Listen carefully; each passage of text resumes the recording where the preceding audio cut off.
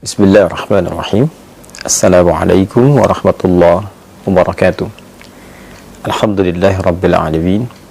Wassalatu wassalamu ala Rasulillahil karim wa ala alihi wa sahbihi ajma'in. Wa ba'd.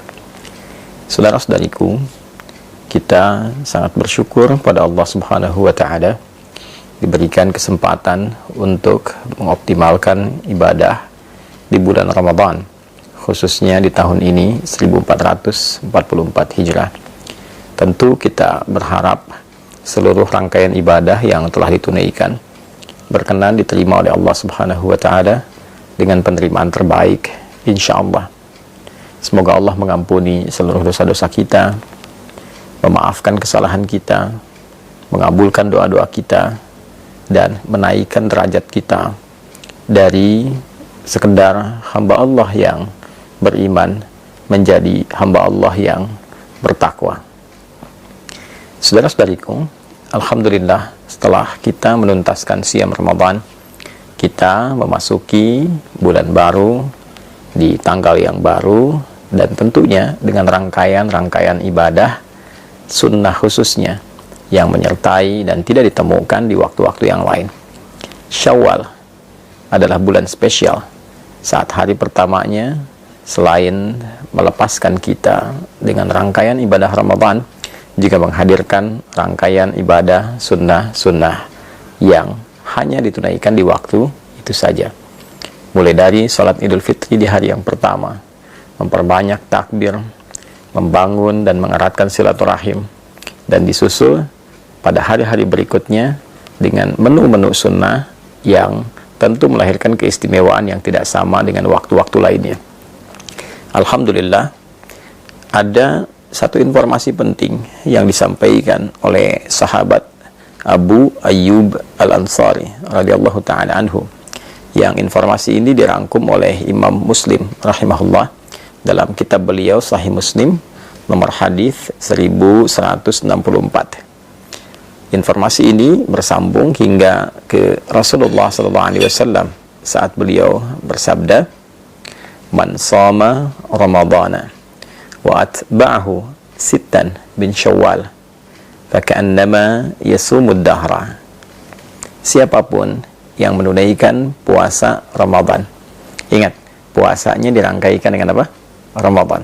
Man shoma Ramadana. Siapapun yang menunaikan puasa Ramadan, thumma atba'ahu sittan min Syawal, lalu diikuti dengan menunaikan puasa sunnah di bulan Syawal sebanyak 6 hari. Nah, 6 hari ini bisa dilakukan berturut-turut.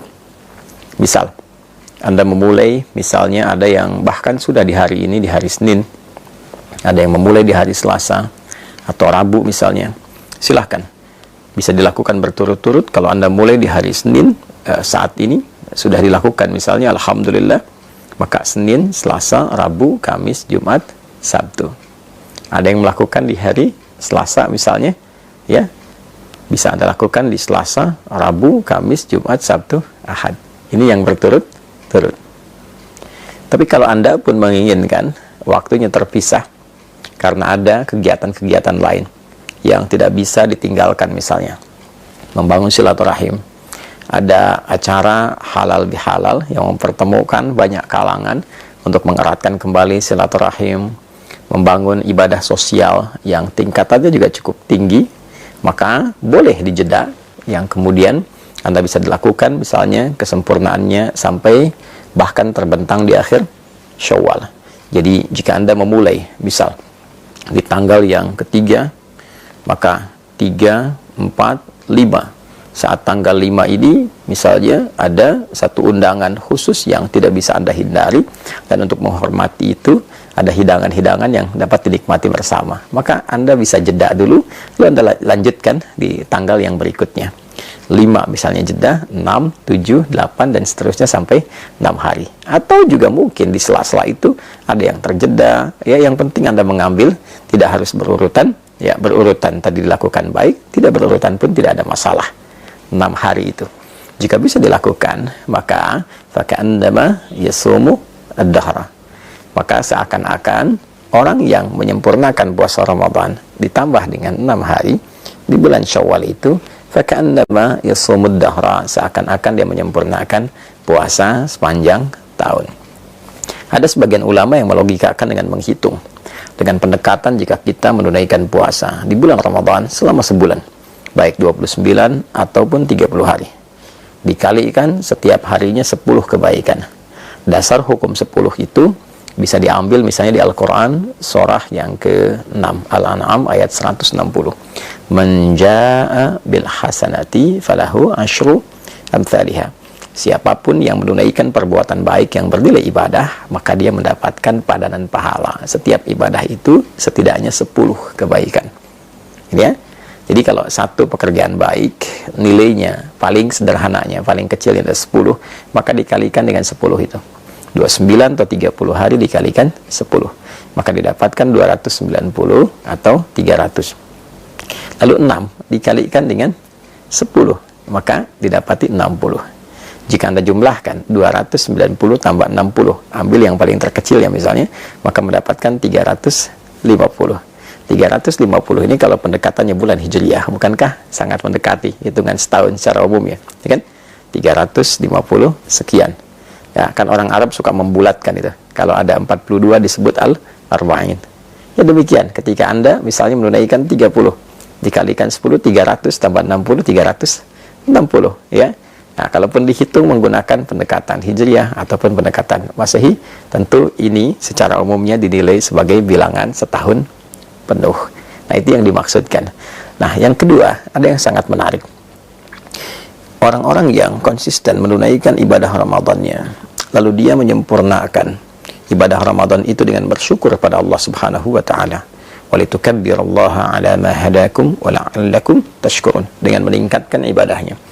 Jadi, syukur ketika diberikan kemampuan untuk meningkat ibadah saat Ramadan adalah berupaya menjaga ritme ibadah itu sehingga tetap berjalan baik pasca Ramadan.